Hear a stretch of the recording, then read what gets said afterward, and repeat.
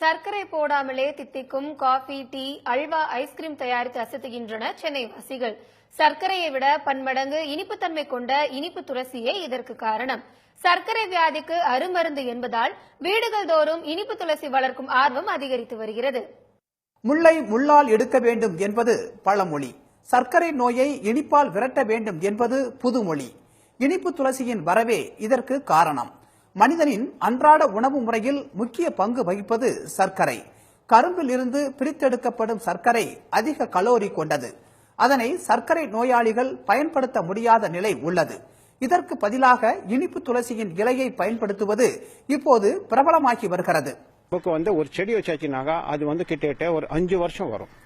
அது கூட 5 வருஷம் நம்ம கட் பண்ணினே இருக்கலாம், 3 மாசத்துக்கு வரைக்கும் கட் பண்ணினே இருக்கலாம்.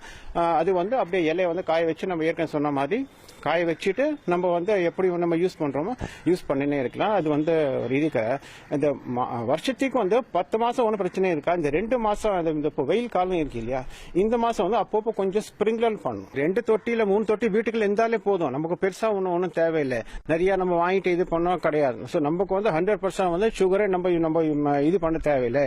இது போட்டுட்டு நம்ம யூஸ் பண்ணலாம். அதுக்கு ஸ்டீவியா என்று ஆங்கிலத்தில் அழைக்கப்படும் மூலிகை பயிரே தமிழில் சர்க்கரை துளசி அல்லது சீனி துளசி என்று அழைக்கப்படுகிறது. பராகுவே நாட்டை தாயகமாக கொண்ட செடியின் இலை இனிப்பு தன்மை கொண்டது. ஜப்பான், கொரியா, சீனா, கனடா மற்றும் தாய்லாந்து வாசிகள் சர்க்கரைக்கு பதிலாக இச்செடியின் இலைகளையே பயன்படுத்துகின்றனர். இந்தியாவுக்கும் வெகு காலத்திற்கு முன்பே இனிப்பு துளசி வந்துவிட்டது என்றாலும் இதன் பயன் குறித்து இப்போதுதான் அதிக அளவில் விழிப்புணர்வு ஏற்பட்டு வருகிறது. இந்த துளசி செடியை காட்டிட்டு இது யூஸ் பண்ணி பாருங்க, சுகர் டேஸ்ட் வரும் அப்படின்னு சொல்லும் போது நாங்க யூஸ் பண்ணி பார்க்கும்போது சுகரோட ரொம்ப டேஸ்டா இருந்தது. ரொம்ப ஆச்சரியமா இருந்தது. இந்த நாட்டுல இந்த மாதிரி செடி கூட இருக்கான்றது ரொம்ப ஷாக்கிங்கா இருந்தது. இங்க உள்ள எல்லா செடியும் நாங்க பார்த்திருக்கோம். ஆனா இந்த செடியை ரொம்ப டிஃப்ரெண்ட். யாரும் நம்ப முடியாத அளவுக்கு இது ஒரு ஆச்சரியமா இருந்தது. இனிப்பு துளசியின் இலைகள் கரும்பை விட பன்மடங்கு இனிப்புத்தன்மை கொண்டது.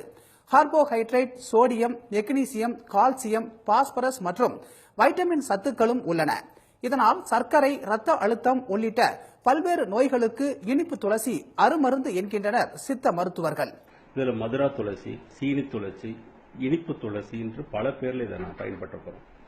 ஒரு மனிதனுக்கு 4 மில்லிகிராம் வீதம் ஒரு நாளைக்கு அவருடைய வெயிட்டுக்கு தகுந்த மாதிரி 4 மில்லிகிராம் சாப்பிட்டுட்டே வந்தாக்கா அவருக்கு கேன்சருங்க நோய் வராம தடுக்குதுங்க. ரெண்டாவது, இன்னைக்கு சுகர் உள்ள பேஷண்ட்டுகளுக்கு நிறைய இனிப்பு எடுத்து சாப்பிட முடியல. அவங்களுக்கு அது ஒரு ஆன்சைட்டி, மன அழுத்தமாவே இருக்காங்க. என்னடா சுகர் சாப்பிட முடியலையே, ஒரு இனிப்பு அவங்களுக்கு சீனி துளசி அதனுடைய பயன்பாடை செஞ்சு செய்யக்கூடிய இனிப்பு வகைகள் மிக சிறப்பாக இருக்குது. ரெண்டாவது பாத்தீங்கன்னாக்கா இன்னைக்கு கொலஸ்ட்ரால் என்ற ஒரு நோய் இன்னைக்கு மனித சமுதாயத்தில் மிக பிரச்சனையா இருக்கு. அவங்க இந்த சீனி துளசிங்கிற இலையை 2 இலை டெய்லி சாப்பிட்டு வந்தா கொலஸ்ட்ரால் குறையுது. காஃபி, டீ மட்டுமின்றி ஐஸ்கிரீம், சாக்லேட், பிஸ்கட் போன்ற இனிப்பான உணவுப் பொருட்களையும் இனிப்பு துளசியை பயன்படுத்தி தயாரிக்கலாம். நம்ம ஊர் துளசி செடியை போன்றே வீடுதோறும் இனிப்பு துளசியை வளர்த்து பயன்படுத்தினால் நோயில் வீழாமல் தப்பலாம் என்ற நம்பிக்கை உருவாகியுள்ளது. சன் செய்திகளுக்காக ராம செல்வராஜ்.